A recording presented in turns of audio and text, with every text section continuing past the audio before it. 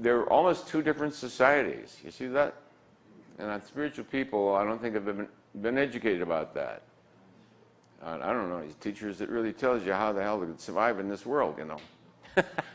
They'll tell you to leave it, join a monastery. Well, there's crooks in the monastery too.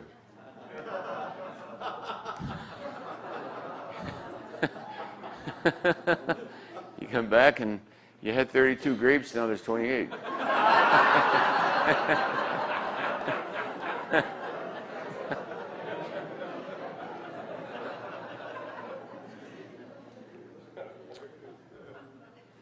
It means being conscious and aware. It means caution and wisdom rather than denial and naivete.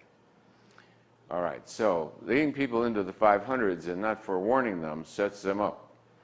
And we see it all the time because I can give you a list of 20 well-known gurus who all got into the mid-500s and then were shot down. Not prepared for what you're going to attract. Because the sharks see that you're walking around in a happy, trusting bliss state,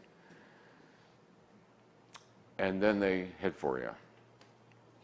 So a chink in your armor, that of denial, the archetype of the spiritual student, you start out naivete, the innocent maiden. So we all learn of spirituality. We go to the bookshop, we buy all these wonderful books. We go ooh and ah, we burn incense, play hymns, live with flowers and butterflies. You see it all around Sedona. So this is butterfly land. If we all just pray for peace, they'll stop shooting us down. The last thing he said before he was riddled with bullets, you know. No, spiritual intention is what affects the field. Your actions, the world, don't have any real effect on the world.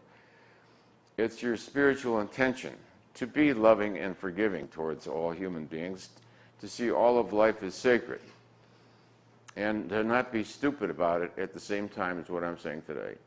I don't know many spiritual teachers that advise you not to be stupid. Anybody? Not to be a retarded dumbbell about it.